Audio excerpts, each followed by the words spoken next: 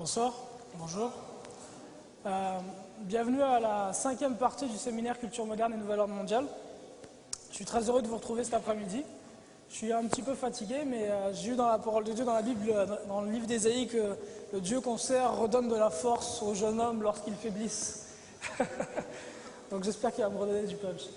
Alors, avant de commencer la présentation d'aujourd'hui, je vais faire un résumé des quatre présentations qu'on a eu l'occasion de voir ensemble précédemment. Juste pour avoir une petite idée, qu'est-ce qui est là pour la première fois au séminaire Culture moderne et Nouvel ordre mondial? Qu'est-ce qui est là pour la première fois? Ok, c'est tout? Ok. Donc je vais faire un résumé des parties qu'on a vues précédemment, des différents éléments qu'on a posés. Et par la suite, je rentrerai dans le vif du sujet. Alors aujourd'hui, le thème qu'on abordera, c'est ésotérisme et culture hip-hop. Ésotérisme et culture hip-hop, et plus particulièrement les cultes sataniques ou lucifériens dans la culture hip-hop, dans le monde du hip-hop, et on élargira ça au monde de l'entertainment en général, à la télévision, au cinéma ou aux autres univers musicaux. Alors juste vous prévenir que les parties précédentes, qu'on a eu l'occasion de voir ensemble, étaient un petit peu comme des cours d'histoire. C'est-à-dire qu'on voyait ensemble l'histoire, et puis on se basait sur des éléments tels que des vieux articles du New York Times du 19e siècle ou des citations de livres d'historiens ou des choses comme ça. Les parties précédentes nous ont permis d'établir un petit peu, de constater comment fonctionne le monde. Aujourd'hui, la partie d'aujourd'hui est très différente des parties qu'on a vues précédemment. Ce qu'on va voir aujourd'hui, ce sont des manifestations sataniques dans le monde du hip-hop et dans d'autres cultures modernes. Alors, ce sont des choses qui ne sont pas belles à voir ou à entendre. Ce sont des choses qui sont spirituellement sales. Personnellement, pour ma part, dans mon cheminement, c'est le fait que Dieu m'ait montré ces choses-là qui m'a sauvé. J'ai réalisé que Lucifer était une réalité, que Satan existe vraiment. Et en réalisant ça, j'ai réalisé de l'autre côté que Jésus-Christ est un sauveur qui est vivant. Maintenant, ce n'est pas forcément toutes les personnes qui sont ici présentes cet après-midi qui ont besoin de voir ces choses-là. Donc si vous pensez avoir besoin de voir ça, restez, sinon vous n'êtes pas forcé de rester d'être là. Ok? Donc, à vous de voir si c'est quelque chose qui est nécessaire pour votre avancement. C'est certain que pour ceux qui sont jeunes ou parents, ça peut être très important pour vous. Pour ceux d'entre vous qui n'ont pas de télévision, dont les enfants n'ont pas la télévision, n'écoutent pas ce genre de musique, ça n'est pas forcément pertinent pour vous. Donc c'est juste une mise en garde avant de commencer la présentation d'aujourd'hui. Dans Culture moderne et Nouvel ordre mondial. Alors pour commencer nos présentations, la question qu'on s'était posée est la suivante. La vie est une question de choix. La vie que nous avons est une question de choix. Et les choix, nous les faisons sous la base de l'information que nous recevons. Si l'information dont nous disposons est erronée, qu'advient-il de nos choix? Par définition aussi sont erronés. La question donc c'est de savoir est-ce que l'information dont on dispose dans nos vies, est-ce que ce qu'on nous a appris sur l'histoire du monde et le fonctionnement de la société est vrai ou erroné? Disraeli, Premier ministre d'Angleterre, disait ceci au XIXe siècle, le monde est gouverné par de tout autre personnage que ne se l'imaginent ceux dont l'œil ne plonge pas dans les coulisses. Et Honoré de Balzac, un grand auteur du même siècle, de rajouter qu'il y a deux histoires. L'histoire menteuse, premièrement, qu'on enseigne, l'histoire ad usum delphini, puis l'histoire secrète. Où sont les véritables causes des événements? Donc ces deux grands personnages semblent nous dire qu'on nous cache des choses, que tout n'est pas expliqué à la masse, à la population. Comment fonctionne le monde? C'est là la question.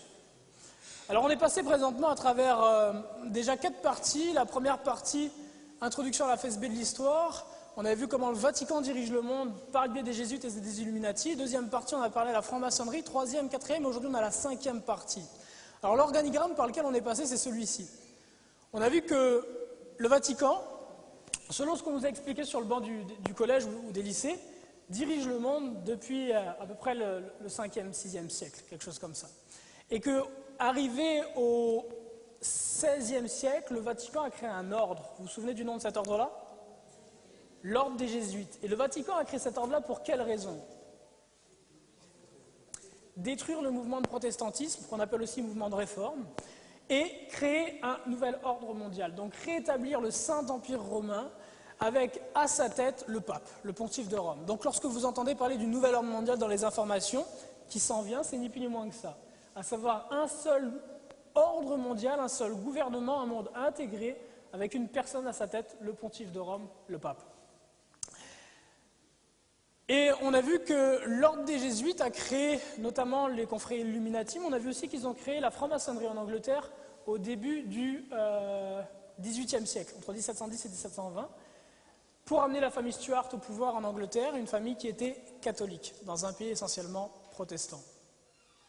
Après avoir vu ça, on a vu que la franc-maçonnerie a elle aussi à son tour créé d'autres sectes, d'autres doctrines. Et je vais venir dessus rapidement pour faire un petit résumé de ce qu'on a vu précédemment. Alors, ça c'était par rapport aux Illuminati. Donc on disait donc la société de Jésus donc l'ordre des Jésuites a été formé avec l'intention expresse de combattre le protestantisme. Son objectif était et reste de détruire les effets de la Réformation et de rétablir le Saint-Empire romain de la nation allemande. Une plus grande Allemagne en quelque sorte doit être créée à nouveau comme le centre d'un Saint-Empire romain ranimé, le dit l'historien Léo Lehmann. Jean-Claude Guénet, dans le dictionnaire d'ascétisme, nous informe qu'à Ingolstadt, en Bavière, dans le sud de l'Allemagne, avait été fondé en 1549 un collège de jésuites, et que quelques années plus tard, en 1776, Adam Weishaupt, un professeur de ce collège de jésuites, avec le général Ritchie, qui était le Black Pope, le pape noir à l'époque, le général des jésuites, vont créer tous les deux donc la première confrérie Illuminati, les Illuminati de Bavière. Ce sont eux notamment qui vont orchestrer la Révolution française et puis toutes les révolutions qu'il y aura par la suite en Europe. Alors là, je revois un petit peu avec vous ce qu'on a vu précédemment, c'est un rapide résumé. Alors vous vous souvenez, notamment on avait lu cet article du New York Times en date du 12 juin 1870 qui nous dit ceci, que les jésuites ont organisé une société secrète et l'ont appelée maçonnique sous les Rosicruciens ou Rose-Croix des maçons, et ils l'ont fait dans l'objectif d'augmenter le pouvoir de la famille Stuart qui était catholique, ceci entre les années 1710 et 1715. Alors on a vu qu'à son tour, la franc-maçonnerie a créé un grand nombre de sectes et de fausses doctrines. Vous vous souvenez de l'homme qui est ici, c'est Joseph Smith, qui est le fondateur de l'Église de Jésus-Christ des 7 derniers jours, qu'on appelle communément le mormonisme. Et on a vu que Joseph Smith était franc-maçon de 33e degré, selon ses propres dires dans la biographie de l'Église. Alors pour passer rapidement, on a aussi parlé de Charles Taze Russell, fondateur de la Tour de garde des témoins de Jéhovah. On a vu que lui aussi était franc-maçon de 33e degré. On a parlé par la suite d'Elena Petrovna Blavatsky et du colonel Olcott, chacun franc-maçon de 32e et 33e degré. On a vu comment est-ce qu'ils ont fondé la Société théosophique, qui va en fait donner naissance au mouvement du New Age, lequel est à la base de ce qu'on appelle la pensée post-moderne. La pensée post-moderne, c'est ce qui court un petit peu dans tous les milieux universitaires dans le monde, en Occident. L'idée selon laquelle il y a un petit peu de vérité dans chaque religion et puis que personne ne peut connaître la vérité absolue. Donc c'est présentement la pensée post-moderne, la pensée qui a le plus d'influence, si on peut dire, sur la nouvelle génération. Et ça vient essentiellement de l'influence qu'a eu la société théosophique sur l'Occident. On a parlé aussi de cet homme, vous vous souvenez de qui il s'agit? Ron Hubbard, Lafayette Ron Hubbard, fondateur de l'église de Scientologie. Alors, il n'y a pas de preuve que lui était franc-maçon. En revanche, on a vu que son Pygmalion, l'homme qui l'a formé, Aleister Crowley, était franc-maçon de 33e degré et qu'il avait d'ailleurs été initié à la Grande Loge nationale française à Paris, c'est-à-dire ici en Île-de-France. On a ensuite parlé de l'évolutionnisme, qui est certainement la religion la plus répandue dans le monde à l'heure actuelle. On a vu que l'évolutionnisme, en tout cas, a commencé par la sélection naturelle, que cette pensée, ce mouvement de pensée, a reçu sa touche scientifique grâce à Charles Darwin et Wallace, qui l'ont présenté devant la Linnean Society de Londres. Mais ce dont on s'est rendu compte, c'est qu'en fait, Charles Darwin n'a fait que reprendre ce que son grand-père Erasmus Darwin avait commencé un siècle plus tôt.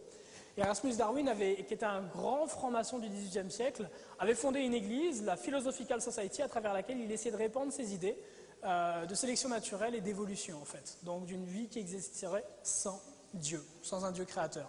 On avait aussi parlé du Ku Klux Klan avec Albert Pike. Albert Pike était le responsable de la juridiction du sud des États-Unis de la franc-maçonnerie du rite écossais à la fin du XIXe siècle, a aussi été l'un des fondateurs du Ku Klux Klan. Alors on a vu que l'œuvre des Jésuites, en fait, c'est quoi? Ni plus ni moins. Si on regarde à toutes les doctrines qu'ils ont créées, vous n'avez de point commun dans aucune de ces doctrines. Elles sont toutes extrêmement différentes les unes des autres. Tenez, prenons deux doctrines.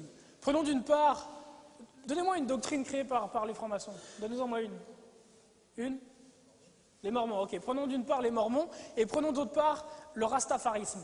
Okay, deux religions, donc le mormonisme et le rastafarisme. On a vu que ces deux religions ont été créées, mormonisme et rastafarisme, par la franc-maçonnerie. Okay, d'une part la franc-maçonnerie blanche et d'autre part la franc-maçonnerie de Princeton afro-américaine. Ces deux religions sont totalement différentes dans leur mode de vie. Regardez comment vit un mormon et regardez comment vit un rasta Nyabinghi par exemple. C'est totalement différent. Quel est le seul point commun que vous trouvez entre ces religions? C'est qu'elles ont été créées dans des pays qui étaient protestants et elles sont allées chercher des personnes qui étaient protestantes à la base pour les éloigner de leur pensée, à savoir sola scriptura, l'enseignement des Écritures, la parole de Dieu, la Bible. Le seul point commun que vous trouvez entre ces religions, ces sectes, ces doctrines créées par la franc-maçonnerie, c'est qu'elles ont été créées dans des pays protestants pour aller chercher des protestants et les éloigner du caractère du Christ. Toutes vont changer la personnalité de Christ. Si vous prenez les Mormons, par exemple, pour les Mormons, Jésus devient le frère de Lucifer. Et si vous prenez les Rastas, pour les Rastas, Jésus-Christ devient Haïlé Sélassié, Emmanuel. Donc à chaque fois, il s'agit de changer le caractère de Christ. Pour quelle raison? Parce qu'en changeant le caractère de Christ, vous perdez votre salut. Pour celui qui ne croit pas en Christ comme étant Dieu dans la chair, venu sur cette terre, mort sur la croix, ressuscité au 3e jour pour ses péchés, celui qui ne croit pas là-dedans ne peut pas être sauvé. C'est l'enfer éternel, dit la parole de Dieu. Donc c'est un petit... hop là.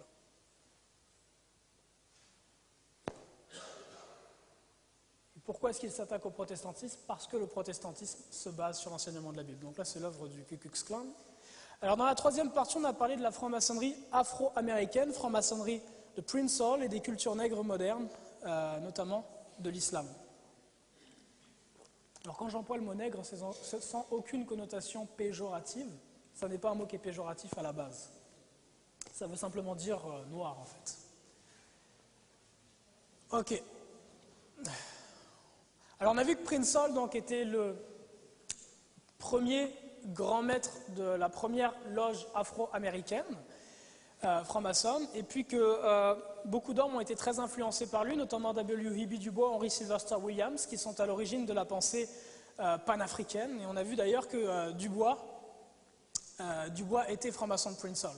On a parlé par la suite de Marcus Garvey. Marcus Garvey qui est un homme qui est extrêmement important, notamment dans le mouvement Rasta, qui est considéré comme le Moïse, si vous voulez, le Moïse noir dans le mouvement Rasta. Ici, vous le voyez posé dans son costume de chevalier templier, puisque Marcus Garvey, nous l'avons vu, avait le 14e degré du rite de York, ce qui équivaut au 33e degré du rite écossais, dans lequel, si vous pouvez me le rappeler, la religion qui est pratiquée est luciférienne. Au plus haut degré de la franc-maçonnerie, la religion pratiquée est luciférienne.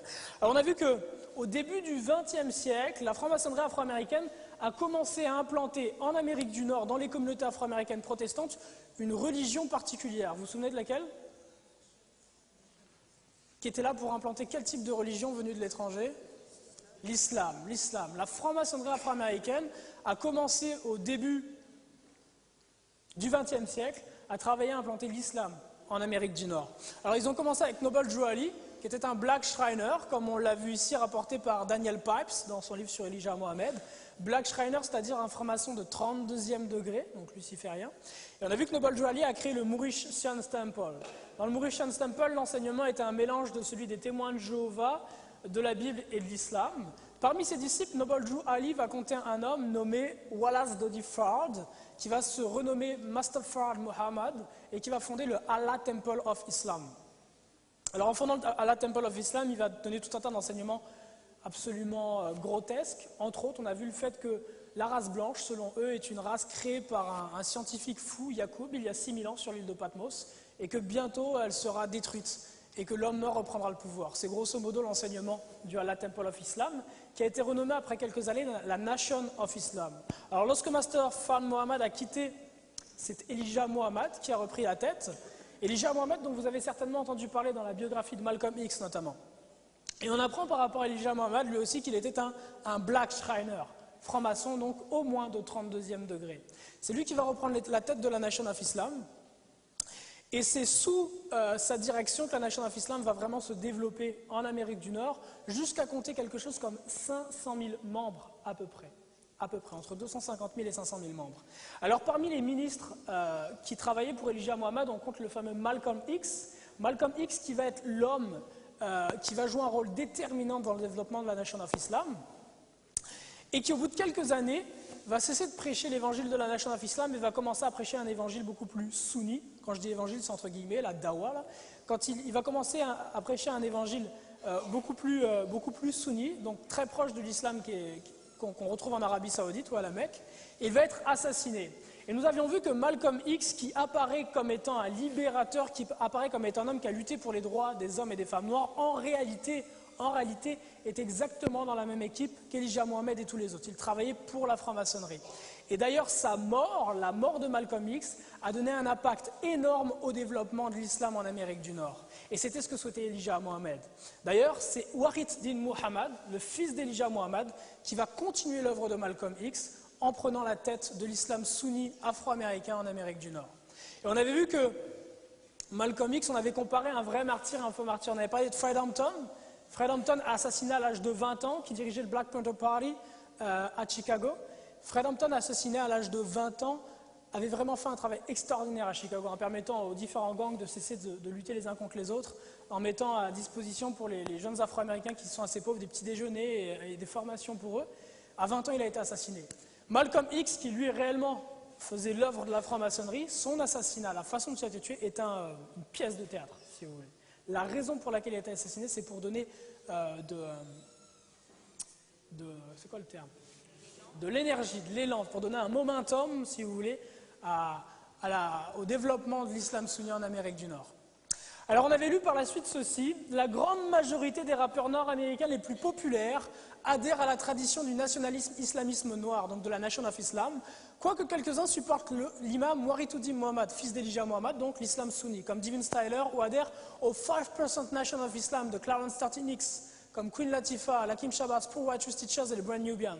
Ils sont aussi influencés par l'enseignement du ministre Louis Farrakhan et la Nation of Islam, comme le sont Public Enemy, Ice Cube, Daddy Kane, Prince Hakim. Quelques-uns des rappeurs les plus renommés sont d'accord avec Afrika Bambaataa quand il dit dans le son Say It Loud, I'm Black, I'm Proud, que Farrakhan est mon maître, mon enseignant, mon guide.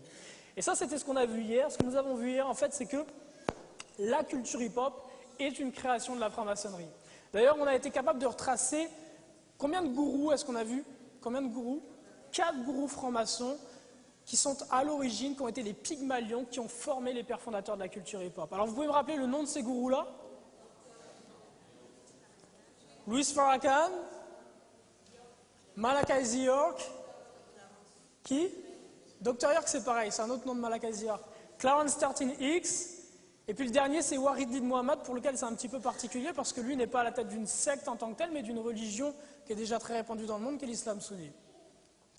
Donc c'est ce qu'on a vu. On a vu que donc des jésuites est sorti de la franc-maçonnerie afro-américaine, que de la franc-maçonnerie afro-américaine est sorti le panafricanisme, l'United Negroes Improvement Association de Marcus Garvey, le Mauritian Temple, la Nation of Islam, et la Nation of Islam dirigée par la franc-maçonnerie de Prince Hall. De là vont sortir 4 grands gourous francs-maçons que vous voyez ici, qui chacun vont créer leur secte. Pour Malachi Z. York, ça va être les Nubians. Pour Farrakhan, il va reprendre la tête de la Nation of Islam. Pour Wahid Din Muhammad, il se chargera de l'islam sunni. Et Clarence 13X va créer la secte des 5%ers, ou la nation des dieux et des terres, Nations of Gods and Earth. Donc vous avez ici une photographie de Louis Farrakhan. Vous voyez ici en compagnie de plusieurs stars de la communauté hip-hop. Ici, c'est Wahid Din Muhammad, Clarence 13X assassiné en 1969, mais dont la secte qu'il a créée des 5%ers existe toujours aujourd'hui. Et Malachi Z. York, ici, que vous voyez dans son costume de Black Shriner, franc-maçon de 32e degré donc. Alors voilà un petit résumé de ce qu'on a vu hier. Je ne vais pas revenir sur toute la présentation, mais on a vu que parmi les disciples de Clarence 13X, on compte l'intégralité des membres du Wu-Tang Clan. Ils ont tous grandi dans la secte des 5%ers. On a vu Busta Rhymes. Vous vous souvenez de la vidéo qu'on a vue hier où Busta Rhymes expliquait lui-même que depuis l'âge de 12-13 ans, il a grandi dans la secte des